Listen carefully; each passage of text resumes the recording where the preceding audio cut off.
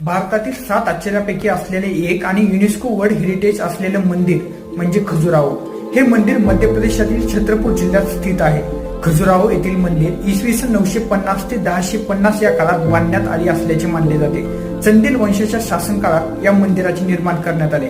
असे मानले जाते की या भागात खजुरांची झाडे भरपूर प्रमाणात असल्यामुळे याचे नाव खजुराहो पडले। खजुराहो मंदिराचे वर्गीकरण 3 समूहात केले जाते: पश्चिम समूह, पूर्व समूह आणि दक्षिण समूह। आज येथील मंदिरापैकी 6 शिवपार्वती किंवा देवीची, 8 विष्णूची, 1 गणेशाचं तर 1 सूर्यदेवाचं, याशिवाय या 3 जैन मंदिरे आहेत। या सर्व मंदिरामध्ये देवतांची सुंदर शिल्पे आहेत।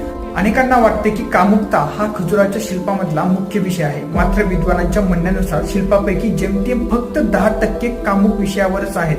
अन्य शिल्प जन्माचं चक्र स्पष्ट करणारी आहेत। स्त्रियांचं केलेलं चित्रण ही वाखाणण्याजोगं आहे, कारण त्यांच्या काम भावनांचा आदर आणि सन्मान राखत त्या मूर्ती कोरलेल्या आहेत।